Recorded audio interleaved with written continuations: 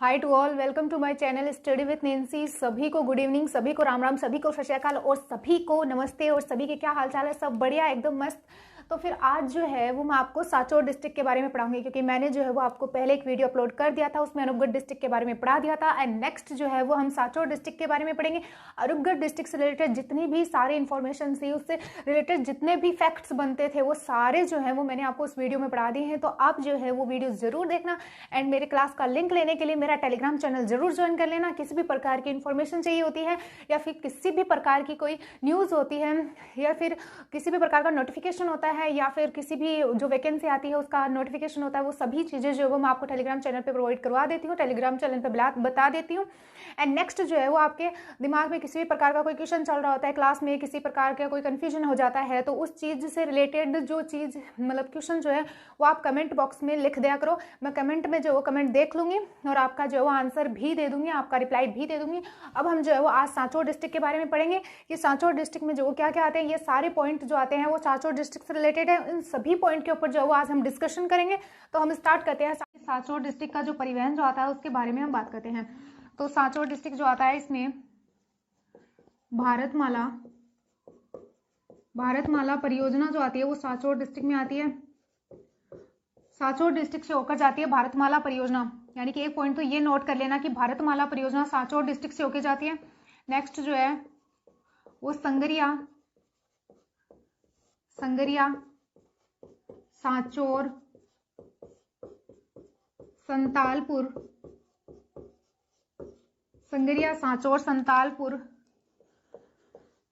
Greenfield express way जो आता है वो भी सांचौर में आता है। यानी कि परिवहन जो आता है उसमें भारतमाला परियोजना में Sangaria Sanchore Santalpur greenfield express way, ये दोनों जो आते हैं वो हमें सांचौर डिस्ट्रिक्ट में देखने को मिलते हैं। नेक्स्ट अगर हम बात करते हैं तो यहाँ पे हम बात करते हैं तेल बेसिन कौन कौन से आते हैं। तेल बेसिन तो सांचौर जो आता है, बाड़मेर सांचौर तेल बेसिन का हिस्सा आता है। बाड़मेर सांचौर तेल बेसिन का हिस्सा आता है। इसमें जो है वो टोटल 3 डिस्ट्रिक्ट आते हैं। 3 डिस्ट्रिक्ट जो आते हैं उसमें एक तो जो आता है वो सांचौर आता है, एक जो है वो बाड़मेर आता है। बाड़मेर से अलग हुआ विभाजित हुआ जिला बालोतरा आता है। यह राजस्थान के सर्वाधिक तेल का उत्पादन करता है। ये राजस्थान में सर्वाधिक तेल का उत्पादन करता है। यहाँ पर 38 यानी कि 38 तेल के कुएं आते हैं। यहाँ पर 38 तेल के कुएं आते हैं। यहाँ पर राजस्थान के 38 तेल के कुएं आते हैं। 38 तेल के कुएं आते हैं। यानी कि बाड़मेर सांचौर तेल बेसिन जो आता है वो इसमें 3 डिस्ट्रिक्ट आते हैं। सांचौर आता है, बाड़मेर आता है और एक जो वो बालोतरा आता है जो बाड़मेर से अलग हुआ था। ये राजस्थान में सर्वाधिक तेल का उत्पादन करता है। और यहाँ पे जो है वो तेल के 38 कुएं आते हैं। जो सांचौर डिस्ट्रिक्ट जो आता है, इससे कौन से नेशनल राष्ट्रीय राजमार्ग गुजरते हैं, कौन से NH गुजरते हैं? तो NH 68 गुजरता है, NH 168A गुजरता है और NH 925A गुजरता है। और ये 925A जो आता है, ये 925A जो आता है वो भारत का प्रथम राष्ट्रीय राजमार्ग है, जहां पर क्या हुआ था कि आपात लैंडिंग करवाई गई थी, इमरजेंसी लैंडिंग करवाई गई थी। 925A जो आता है वो भारत का प्रथम राष्ट्रीय राजमार्ग आता है, जहां पर आपातकालीन लैंडिंग करवाई गई थी, इमरजेंसी लैंडिंग करवाई गई थी। वो जो है वो सांचौर से गुजरता है। और NH 68 जो आता है वो सांचौर से गुजरता है। NH 168A जो आता है वो भी सांचौर से गुजरता है। तो आपके के लिए ये सभी फैक्ट्स जो आते हैं वो बहुत ज्यादा इंपॉर्टेंट हो जाते हैं। नेक्स्ट अगर हम बात करते हैं सुंधा माता का मंदिर। सुंधा माता का मंदिर जो आता है वो भी जालोर में आता है। नेक्स्ट अगर हम बात करते हैं सुंधा माता का मंदिर। सुंधा माता का मंदिर जो आता है वो भी जालोर में आता है। और सुंधा माता का मंदिर जो आता है वहां पे एक रोपवे भी बना हुआ है, सुंधा माता मंदिर। सुंधा माता जी का मंदिर जो आता है वो जालोर में नहीं आता है। पहले ये सुंधा माता का मंदिर जालोर में आता था, लेकिन वर्तमान में जो वो सांचौर में आता है। रानीवाड़ा सांचौर में जो है सुंधा माता जी का मंदिर हमें देखने को मिलता है। यहाँ पे जो है वो राजस्थान का प्रथम रोपवे आता है, जो कि 20 दिसंबर 2006 को जो है वो डेवलप किया गया था। नेक्स्ट अगर हम बात करें तो ये जो है वो अर्धेश्वरी कहा जाता है, यानी कि सुंधा माता जी को अर्धेश्वरी कहा जाता है। अर्धेश्वरी कहा जाता है। तो ये अर्धेश्वरी क्यों कहलाती हैं? कहा जाता है क्योंकि बिना धड़ वाली देवी है, बिना धड़ वाली देवी आती है, यानी कि ये जो है वो बिना धड़ वाली देवी आती है। सुंधा माता मंदिर रानीवाड़ा सांचौर में आता है। राजस्थान का प्रथम रोपवे आता है यहाँ पर 20 दिसंबर 2006 को डेवलप किया गया था। अर्धेश्वरी कहा जाता है इनको क्योंकि बिना धड़ वाली देवी आती हैं ये। नेक्स्ट अगर हम बात करें तो सुंधा माता के मंदिर में जो है वो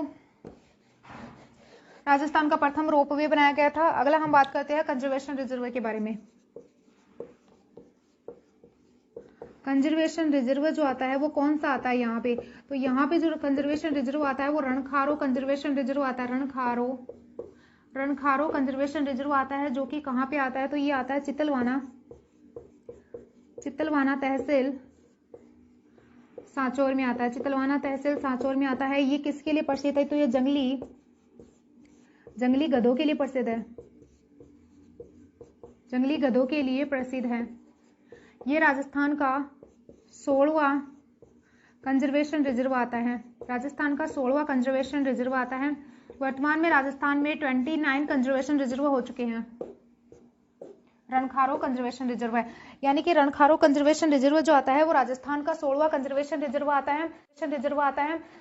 और ये जो है वो चित्तलवाना सांचौर में आता है। ये जंगली गधों के लिए प्रसिद्ध है, ऐसे याद रख लेना। जंगली मुर्गा जो आता है वो सिरोही का शुभंकर आता है। तो सांचौर में जो है वो जंगली गधों के लिए प्रसिद्ध है। रणखारो कंजर्वेशन रिजर्व है। अब वर्तमान में जो कितने कंजर्वेशन रिजर्व हो चुके हैं राजस्थान में? तो राजस्थान में 27 कंजर्वेशन रिजर्व हो चुके हैं। नेक्स्ट अगर हम बात करें तो एक क्वेश्चन आता है कि बड़गांव किसके लिए फेमस है? यानी कि सांचौर में जो है वो एक बड़गांव आता है जो कि किसके लिए फेमस है? यहाँ पे देख लेना आप। बड़गांव जो आता है ये कहाँ पे आता है? तो बड़गांव जो आता है वो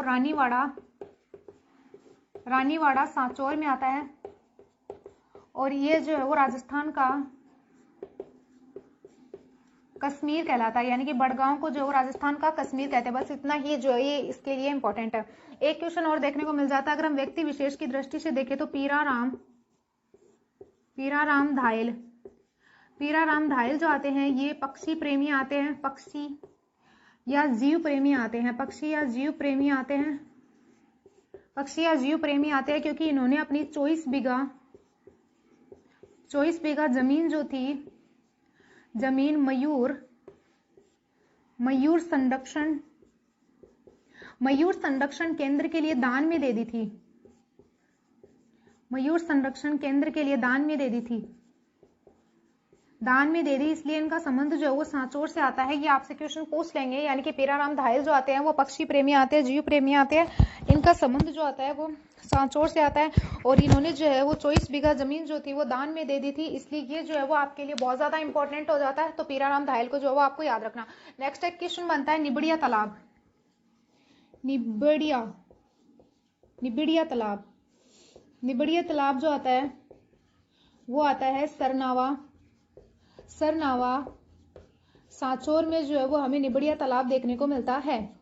तो ये क्वेश्चन आप याद रखना कि तालाब के बारे में भी जो है वो आपसे क्वेश्चन पूछ लेंगे। निबड़िया तालाब जो आता है वो सरनावा सांचौर में आता है। एक आता है अबन मखदून पीर की दरगाह जो आती है वो भी सांचौर में आती है, यानी कि एक क्वेश्चन और बन जाता है। अबन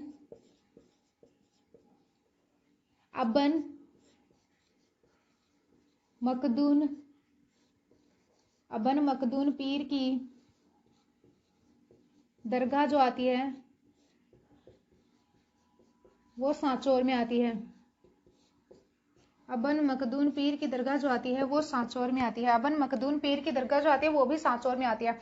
यानी कि सांचौर से रिलेटेड जितने भी इंपॉर्टेंट फैक्ट्स थे वो हमने पढ़ लिए हैं कि सांचौर में क्या आता था क्या नहीं आता था। अब एक क्वेश्चन और बन जाता है कि सांचौर के ऊपर कभी आक्रमण भी तो हुआ होगा ना।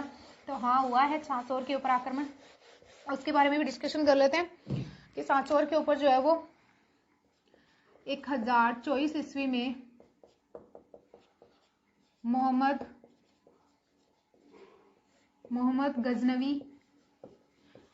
गजनवी ने सांचौर पर आक्रमण किया था।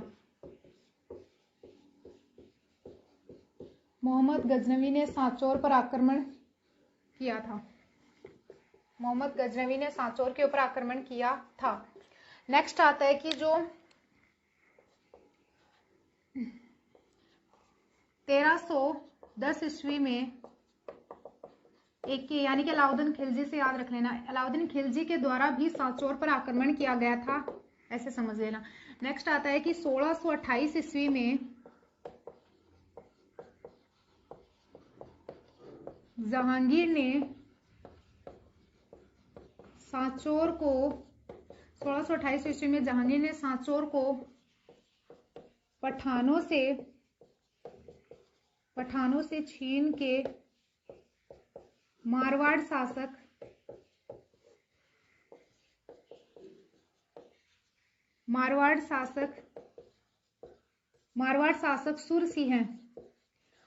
शासक सुरसिंह को सौंप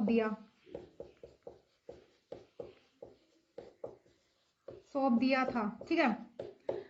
नेक्स्ट बात बन जाती है कि मारवाड़ में मुस्लिम परगने कौन कौन से आते हैं?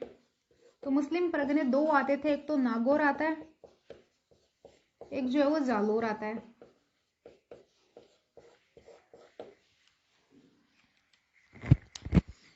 यानी कि अगर हम बात करें तो सांचौर डिस्ट्रिक्ट जो आता है उसके ऊपर 1024 ईस्वी में मोहम्मद गजनवी ने आक्रमण किया था। फिर उसके बाद में जो 1310 में अलाउद्दीन खिलजी के द्वारा आक्रमण किया गया था। उसके बाद में 1628 में जहांगीर जो था उसने सांचौर को पठानों से छीन के जो है वो सांचौर को किसको सौंप दिया था? तो मारवाड़ के शासक सुरसिंह को सौंप दिया था। मारवाड़ में मुस्लिम परगने कितने आते हैं? तो दो परगने आते हैं, एक तो नागौर आता है, एक जालोर आता है। यानी कि हमने इसके उद्घाटन, घोषणा, संभाग, तहसील, उपखंड, लोकसभा, उपनाम, प्राचीन नाम, गोगाजी की ओलडी, फसलें, परिवहन, नदी, हस्तकला, नहर परियोजना, सीमा, उद्योग, विभाजित किससे हुआ था, तेल बेसिन कौन से आते थे, वो सभी फैक्ट्स जो आते हैं वो पढ़ लिए हैं। और एक फैक्ट्स और बन जाता है जो कि बहुत ज्यादा इंपॉर्टेंट तो नहीं बट अगर हम आर्ट एंड कल्चर के अकॉर्डिंग उसको देखें तो वो इंपॉर्टेंट बन जाता है कि जो सांचौर डिस्ट्रिक्ट जो आता है इसमें कौन कौन से मेले आते हैं। तो सबसे पहले जो मेला माना जाता है वो सेवड़िया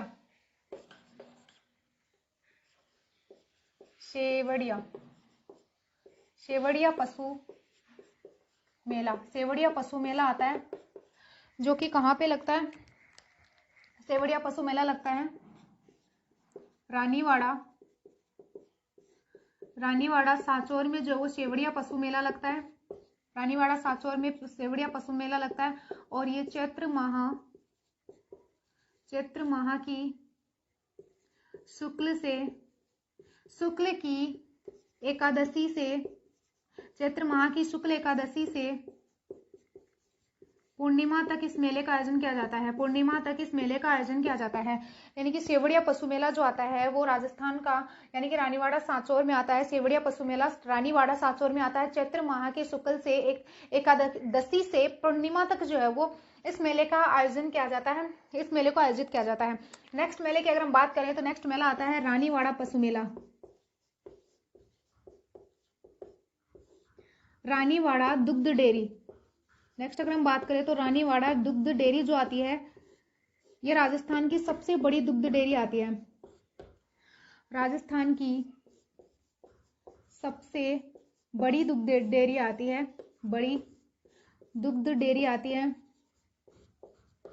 राजस्थान की सबसे बड़ी दुग्ध डेयरी आती है। यहाँ पर 1986 में डेयरी संयंत्र की स्थापना की गई थी। डेयरी संयंत्र की स्थापना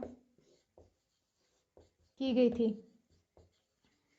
यानी कि रानीवाड़ा दुग्ध डेयरी जो आती है वो राजस्थान की सबसे बड़ी दुग्ध डेयरी आती है। 1986 में डेयरी संयंत्र की स्थापना की गई थी। रानीवाड़ा दुग्ध डेयरी संयंत्र जो आता है उसकी स्थापना 1986 में की गई थी। ये क्वेश्चन जो होते हैं वो आपके लिए बहुत ज्यादा इंपॉर्टेंट हो जाते हैं, तो आप इनको जो है वो याद रखना। नेक्स्ट अगर हम बात करें तो एक जो आता है वो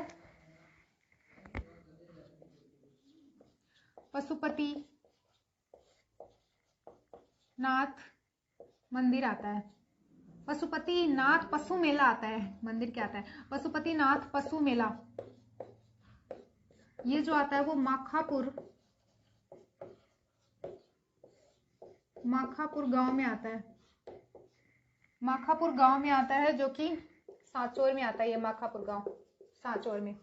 पशुपति नाथ पशु मेला जो आता है वो माखापुर गांव सांचौर में आता है, जो कि आपके लिए बहुत ज्यादा इंपॉर्टेंट हो जाता है। नेक्स्ट अगर हम बात करें तो सांचौर में और क्या आता है, तो अगर हमने दुग्ध डेयरी की बात की है तो राजस्थान की प्रथम दुग्ध डेयरी कौन सी आती है? राजस्थान की प्रथम दुग्ध डेयरी कौन सी आती है? तो राजस्थान की प्रथम दुग्ध डेयरी जो आती है वो पद्मा अजमेर में आती है। नेक्स्ट अगर हम बात करें तो दुग्ध से रिलेटेड इंपॉर्टेंट फैक्ट्स हो जाते हैं। दुधवा गांव कहाँ पे आता है? दुधवा गांव कहाँ पे आता है? तो वो चूरू में आता है। नेक्स्ट अगर हम बात करें तो दुग्ध क्रांति के जनक कौन आते हैं? दुग्ध क्रांति के जनक कौन आते हैं? तो वो वर्गीज कुरियन आते हैं, आप सभी को पता है। नेक्स्ट आता है कि दुग्ध बावड़ी कहाँ पे आती है? दुग्ध बावड़ी कहाँ पे आती है? तो वो माउंट आबू सिरोही में आती है। अगले फैक्ट की बात करते हैं तो दुधवा खारा किसान आंदोलन किससे रिलेटेड है? तो वो बीकानेर रियासत से रिलेटेड है।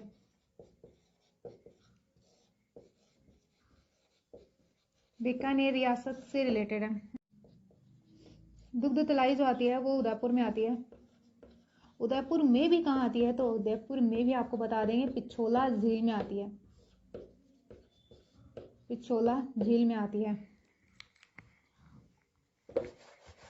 नेक्स्ट अगर हम अगले फैक्ट्स के बारे में बात करते हैं, ये आपने लिख लिए होंगे सारे सभी। अब हम अगले फैक्ट्स के बारे में बात करते हैं तो एक तो आता है राजस्थान की सबसे बड़ी गौशाला।